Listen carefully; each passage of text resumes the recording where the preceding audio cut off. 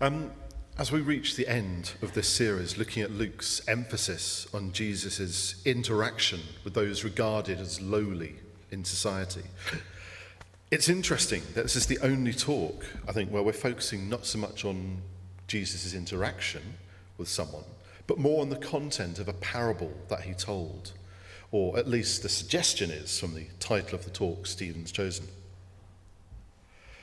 But it's equally as important to look at the context that Jesus was speaking in and why he told this parable, as much as the content of this extraordinary, perhaps best known of parables.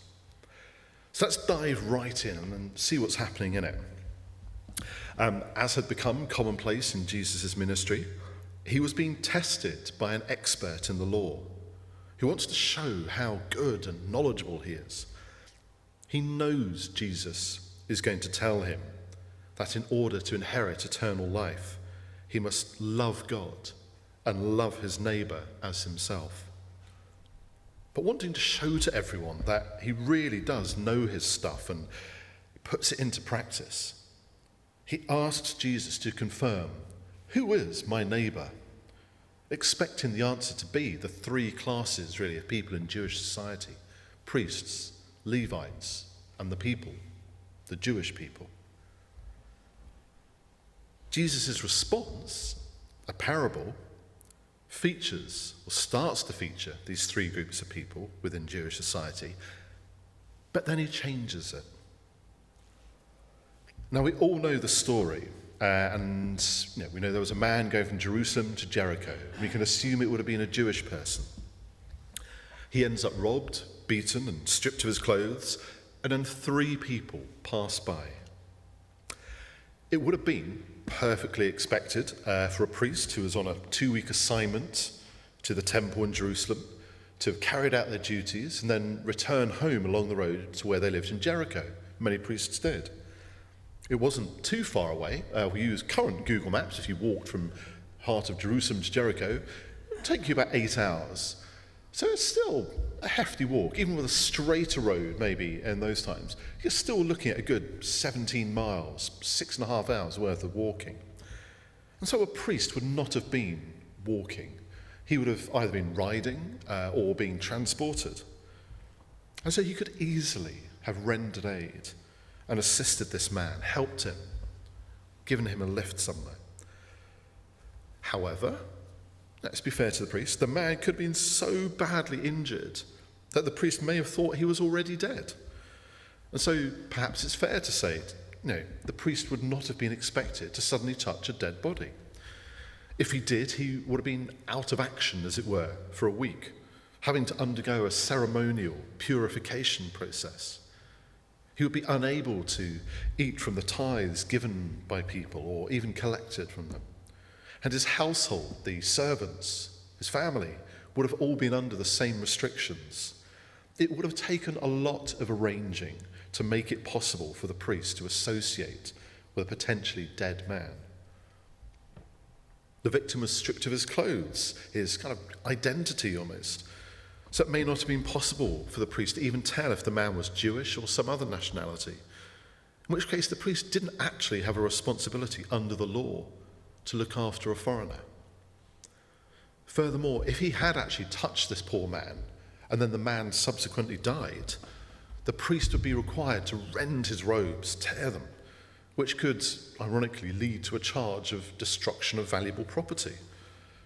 There were just too many issues to weigh up and worry about, and it seemed too great a risk, so fair enough. The priest decided to journey on and not do the obvious thing, that was to render aid to a victim of robbery and extreme violence, and whose life might be in the balance if he isn't helped soon. That poor priest. The Levites, now they served under the priests and did many of the functions with them, and the Levite in the parable may well have been assumed to have been serving in the temple with that priest.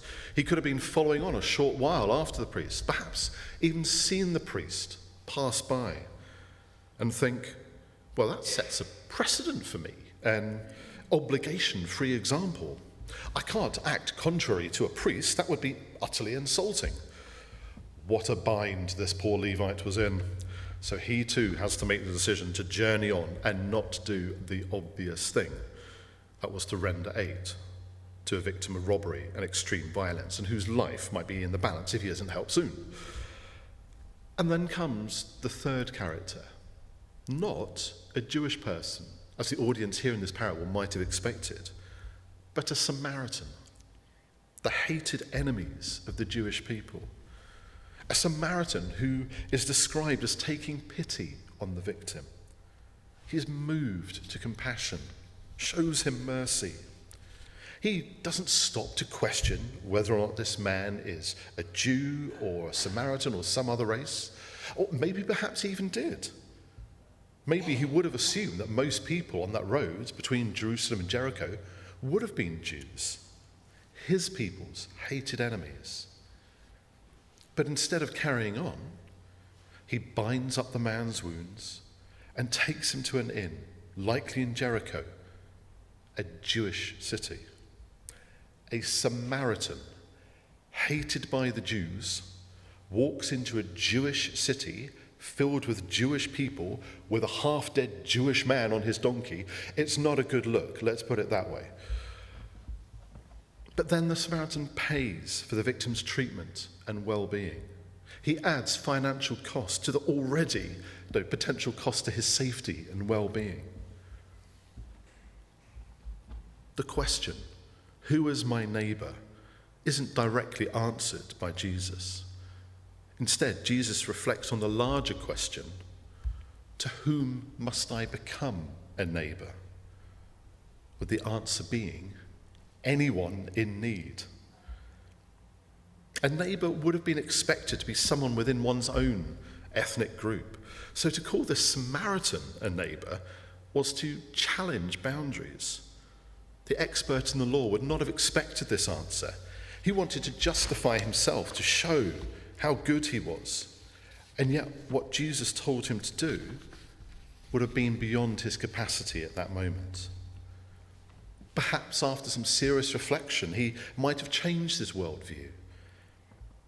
Because Jesus' words have the power to change and transform lives. His acts of love broke down barriers and turned upside down social convention and expectations of how to live. Not by the ways of the old law, but by the new law that commands us to love God and love other people, all other people. And it's the consequence of how we respond to this command that we need to take seriously. This series has been great at looking at how Jesus cared for people who were excluded from mainstream society for one reason or another. And each week there's this challenge to ask ourselves, how might we respond to such people? People it's easier to ignore, as their existence might disturb the comfort of our lives. But I can't leave you with such an obvious, easy challenge today. Who is your neighbour? Saying you need to welcome and like all foreigners. It's too easy. If you're willing to, raise your hand if you were not born in this country. That includes anyone born in Wales or Scotland. There's a few of us not born here. That's great. I think as Christchurch, you're doing all right. Our previous service, half the congregation wasn't born in this country. I hope if you weren't born in this country, you feel welcomed here at Christchurch. But I'm also not going to say you must be welcoming of all refugees and asylum seekers, because that's not necessarily helpful. The Bible is clear that we welcome the foreigner in our land.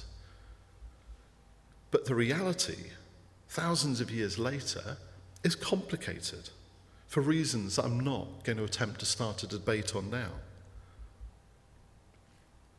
There's a danger, I think, of looking at a series like this and coming away thinking, oh, Jesus was lovely and nice, wasn't he? He cared for people. That's why I love being a Christian. What we need to do as we come to the end of this series is to see the Jesus of Luke's gospel alongside the same Jesus of the rest of the Gospels. And that's why I chose that uncomfortable passage from Matthew to also have read to us this morning. Because Christian ethics, what we do, how we live, is something we must get right in our lives. Some 40 odd years ago, the Church of England put together this kind of mission statement for what it regarded as the 5 marks of mission. It's essentially a manifesto for how we, the church, should do mission.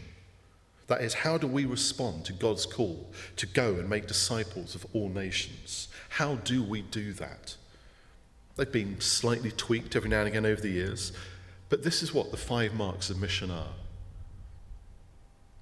To proclaim the good news of the kingdom, to teach, baptize and nurture new believers, to respond to human needs by loving service, to transform unjust structures of society, to challenge violence of every kind and pursue peace and reconciliation, and finally to strive to safeguard the integrity of creation and sustain and renew the life of the earth. This is how we are called to act as members of God's family, of the church, if we are serious about our faith. And it's that 4th one, which is probably the least favourite of most people in churches today, because it's so uncomfortable to hear. I think the problem is, something we all probably share, is that 4th mark of mission, it points to a problem that is seemingly always there.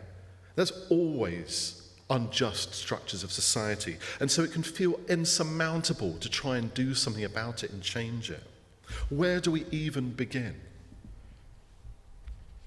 And yet it's nothing new. The passage from Matthew 25 is quite damning about how we respond to it. There's no 2 ways about it. Come, you who are blessed by my Father, for I was hungry and you gave me something to eat. I was thirsty and you gave me something to drink. I was a stranger and you invited me in. I needed clothes and you clothed me. I was ill and you looked after me. I was in prison and you came to visit me. Lord, when did we do this? Truly I tell you, whatever you did for one of the least of these brothers and sisters of mine, you did for me. Then he'll say to those on his left, depart from me, you who are cursed, for I was hungry and you gave me nothing to eat. I was thirsty and you gave me nothing to drink. I was a stranger and you did not invite me in. I needed clothes and you did not clothe me. I was ill and in prison and you did not look after me. Lord, when did this happen? When did we not do these things? Truly, I tell you, whatever you did not do for one of the least of these, you did not do for me. The least of these. The fact that there are people who we can identify as the least of society should be enough to convict us all. Now, how did we let it happen? How has generation after generation not done enough to transform unjust structures in society? Why are we not treating our neighbours as ourselves? The message hasn't changed in all that time. And I don't have the answer to all that. There's not enough time to examine every failure over the course of human history that has created such levels of injustice in the world. But it doesn't mean that we should excuse ourselves of the need to respond to it. Because being authentically Christian means being Christ-like. It means seeing the need wherever it is, as Jesus did, and responding to it.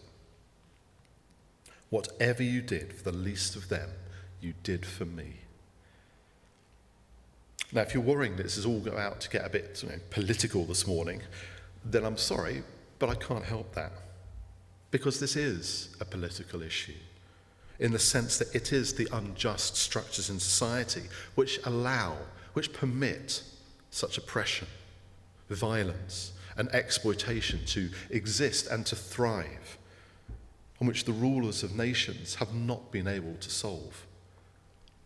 And it matters to us because the church does not strive to be simply a suggestive voice in politics, but should instead seek to be a political alternative to every nation on earth, offering a model of social ethic and practices that might otherwise be thought impossible by the world. In fact, it can be said that the church does not have a social ethic. The church is, or at least it should be, a social ethic. The idea of church as a social ethic is something that was advocated by my go-to theologian, Stanley Hauerwas. He says that to be missional, we must ensure that we do it God's way. Hauerwas says that we are called to live our lives out of control. We trust in the power of God's love. We trust in the gifts his Spirit has blessed us with. And we trust in him to be greater than any force of evil in this world. And we make clear, both to the oppressor and the oppressed, that the cross determines the meaning of history.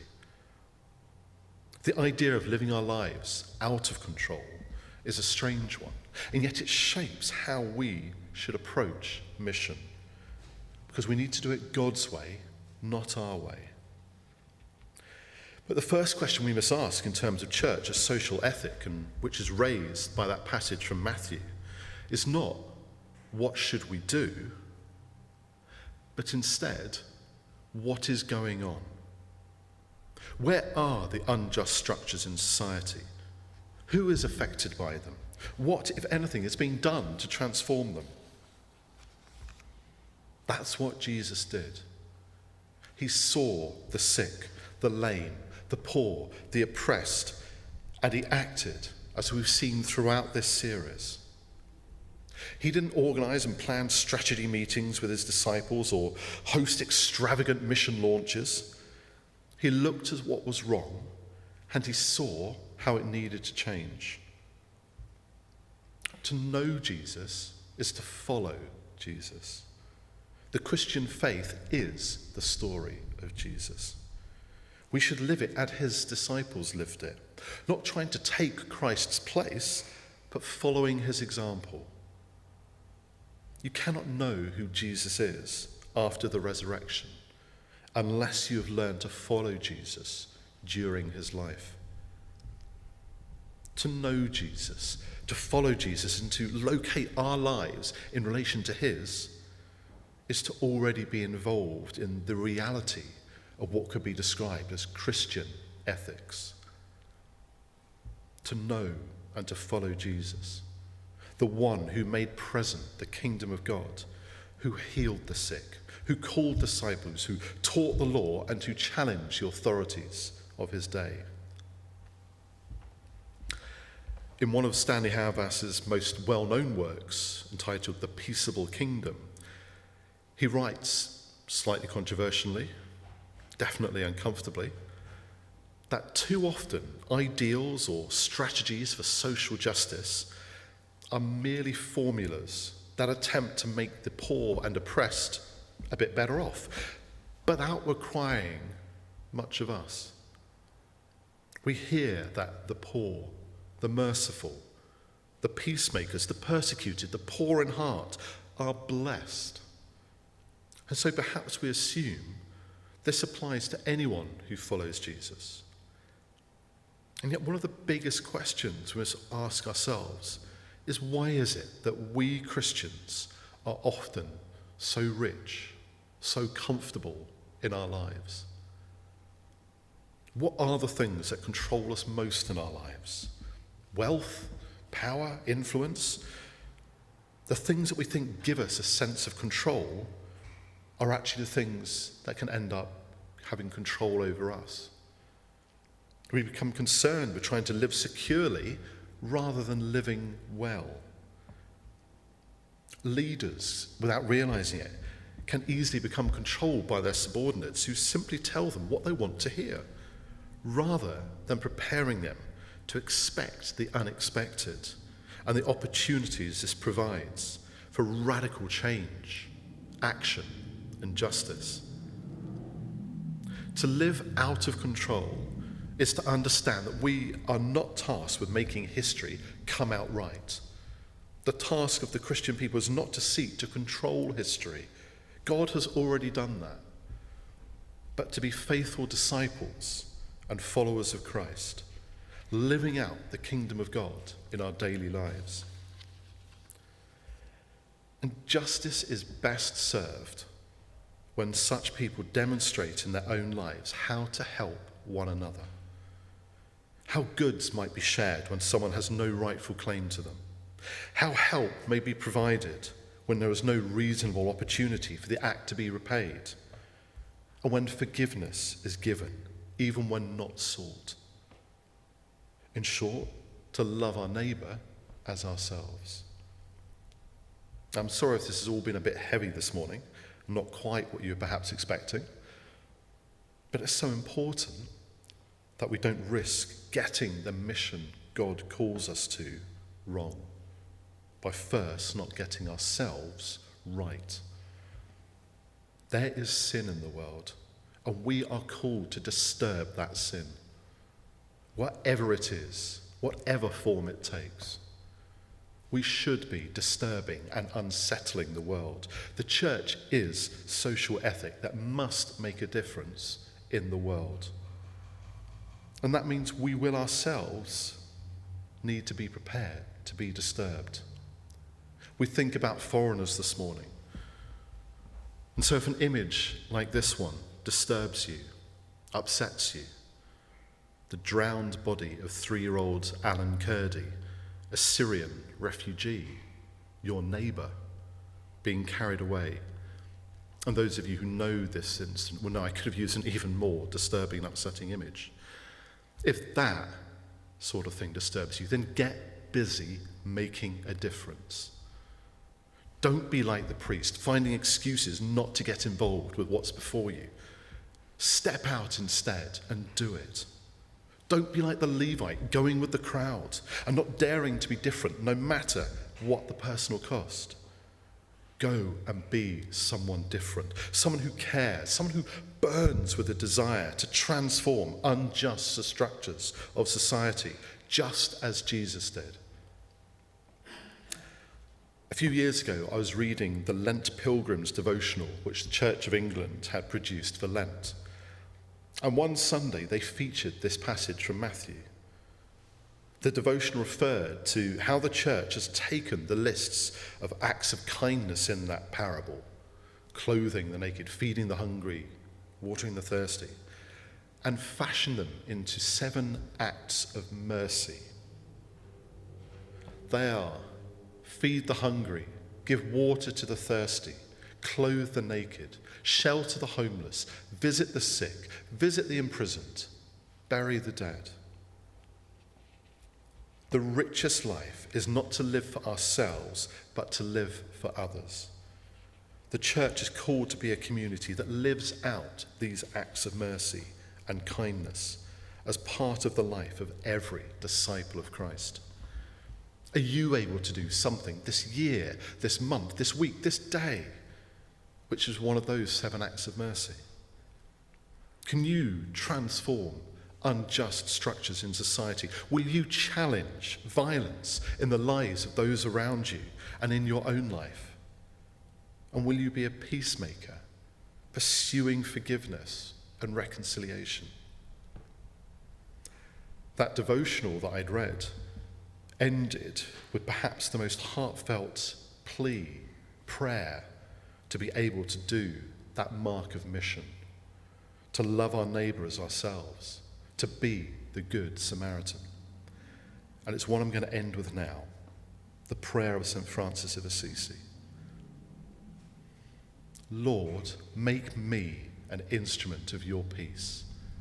Where there is hatred, let me sow love. Where there is injury, pardon. Where there is doubt, faith. Where there is despair, hope. Where there is darkness, light. And where there is sadness, joy.